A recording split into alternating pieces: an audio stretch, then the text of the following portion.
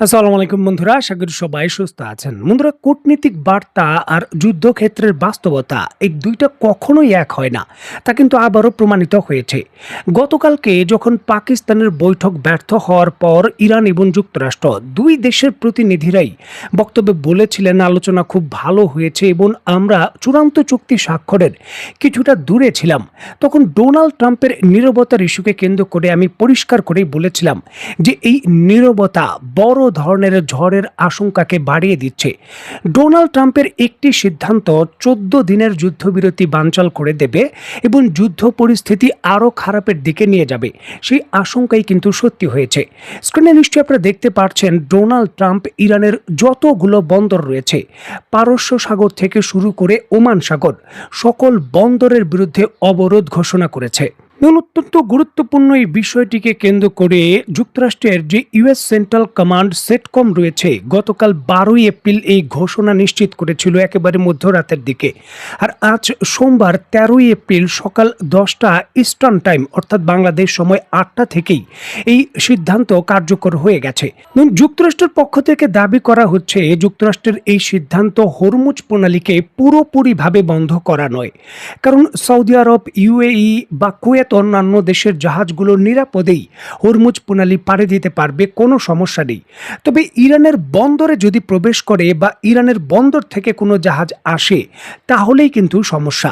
যেখানে মূল বিষয়টা হলো যে যেই সকল জাহাজগুলো ইরানের সাপ্লাই দিতে যাবে, সেটা যে কোনো ধরনের পণ্যই হতে পারে, খাদ্যদ্রব্য থেকে শুরু করে জ্বালানি তেল, সেই সকল জাহাজের বিরুদ্ধেই এই পদক্ষেপ। এবং এটা বাস্তবায়ন করার জন্য যুক্তরাষ্ট্রের কয়েকটি যুদ্ধ জাহাজ এবং তাদের পঞ্চম নৌবহর সহ বিপুল পরিমাণের সামরিক শক্তি সেই জায়গায় উপস্থিতি নিশ্চিত করছে। তাদের যুদ্ধ বিমানগুলো আশেপাশের যেই সকল এলাকা রয়েছে সেখানে টহল দিচ্ছে।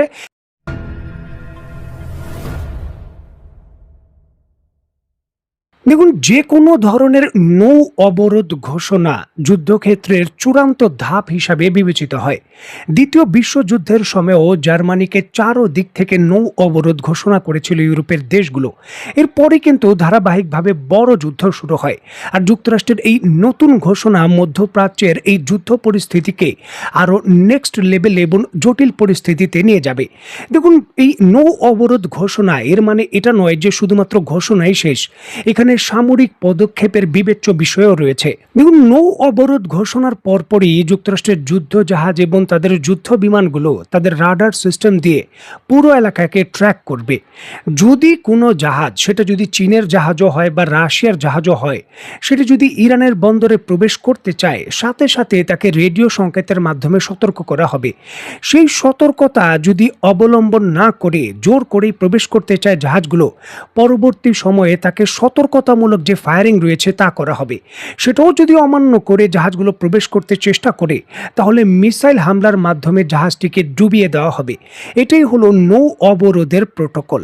এখন প্রশ্ন হচ্ছে যে প্রায় 20 লক্ষ ব্যারেল জ্বালানি তেল ইরান প্রতিদিন রপ্তানি করে চীনের বাজারে, যেটি চীনের জাহাজগুলোই ইরানি বন্দর থেকে লোড করে এই জ্বালানি তেল নিয়ে যায়। এবং 1 মাসের জন্য এই ইরানের যে বন্দরের জ্বালানি তেলগুলো ক্রয় করার যে ছুট দিয়ে রেখেছে যুক্তরাষ্ট্র, তার অধীনেই কিন্তু ব্যবহার হচ্ছে।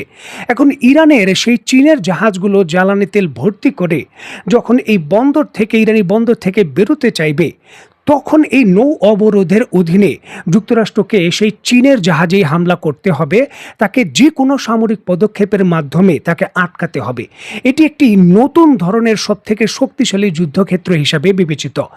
পূর্বে যে যুদ্ধ হয়েছে বা হামলা হয়েছে ইরানের বিরুদ্ধে, সেটা ইরানের সুনির্দিষ্ট প্রেক্ষাপটে সুনির্দিষ্ট সামরিক স্থাপনায় হয়েছে। তবে এখন যুক্তরাষ্ট্রের এই সিদ্ধান্ত ব্যাপক পরিসরে যুদ্ধের যে পরিধি রয়েছে তাকে বাড়িয়ে তোলার ঝুঁকি তৈরি করেছে। কারণ যে কোনো দেশের জাহাজ সেখানে ইরানে প্রবেশ করতে পারে, রাশিয়ার করতে পারে, চীনের করতে পারে, বা ধরুন ইরানের নিজেরও হতে পারে। তখন কিন্তু সামরিক আর বেসামরিক কোনো কথা থাকবে না, তখন লাগাতার সকল জাহাজে আক্রমণ হবে। যুক্তরাষ্ট্র এই ঐতিহাসিকভাবে তার শেষ যুদ্ধ শুরু করার যে শেষ সিদ্ধান্ত, সেটা কিন্তু নিয়ে ফেলেছে সামরিক বিশেষজ্ঞরা নিশ্চিত করছেন। অত্যন্ত গুরুত্বপূর্ণ এই বিষয়টিকে কেন্দ্র করে ডোনাল্ড ট্রাম্প রিসেন্টলি ফক্স নিউজকে দেওয়া একটি সাক্ষাৎকার সাক্ষাৎকারে তার বক্তব্যে দাবি করেছেন তিনি চাইলে একদিনের মধ্যেই ইরানকে গুঁড়িয়ে দিতে পারেন। ইরানের বিভিন্ন ধরনের তেলের স্থাপনা, বিভিন্ন ধরনের জ্বালানি সেক্টর, বিদ্যুৎ কেন্দ্র, সকল কিছু তিনি চাইলেই কিন্তু একদিনেই হামলা করে সেগুলো গুঁড়িয়ে দিতে পারেন, এটা হলো তার দাবি। তবে ওয়াশিংটনের সম্পূর্ণ প্রস্তুতি থাকার পরও ডোনাল্ড ট্রাম্প আপাতত এই পদক্ষেপ নেবেন না।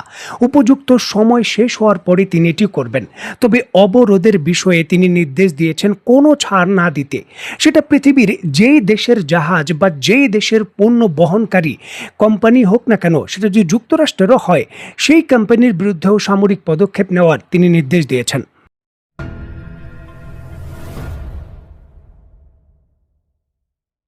যুদ্ধ অনেকটাই যেন অবধারিত এবং এটা আরও বাড়বে।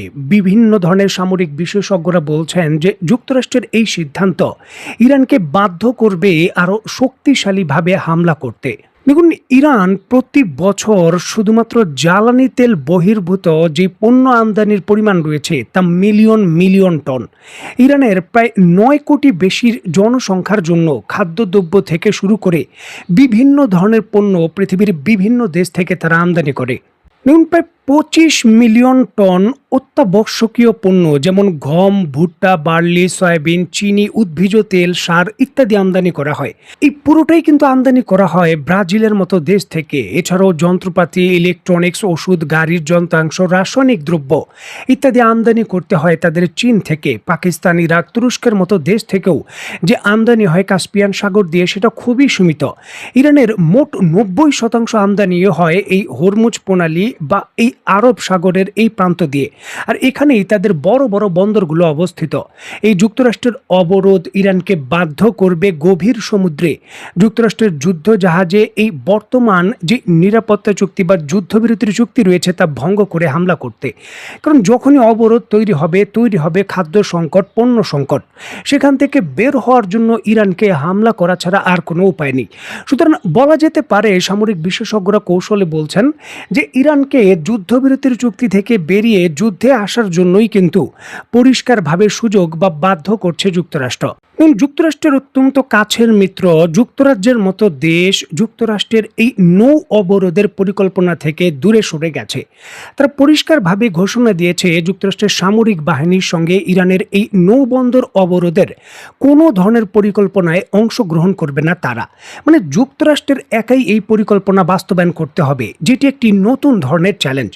দেখুন, যুক্তরাষ্ট্রকে যদি এই নৌ অবরোধ করতে হয় তাহলে তাদের যুদ্ধ জাহাজগুলোকে মোটামুটি 24 ঘন্টায় ইরানের উপকূলের কাছাকাছি বা ধরতে পারেন 200 কিলোমিটারের মধ্যে আশেপাশে থাকতে হবে, যেটা যুক্তরাষ্ট্রের এই জাহাজগুলোর বিরুদ্ধে ইরানের মিসাইলের জন্য অত্যন্ত সহজলভ্য টার্গেট হিসাবে বিবেচিত। যেখানে যুক্তরাষ্ট্রের এই ইন্টারসেপ্টগুলো তাদের যে যুদ্ধ জাহাজের আকাশ প্রতিরক্ষা ব্যবস্থা, সেখানে লোড আনলোডিংয়ের যে বিষয় সেটা সার্বক্ষণিক করতে হবে। আর এটিও একটা বিপজ্জনক বিষয় যে যুক্তরাষ্ট্র সাগরের মধ্যে এই দীর্ঘকালীন মিশন কতদিন বাস্তবায়ন করতে পারবে।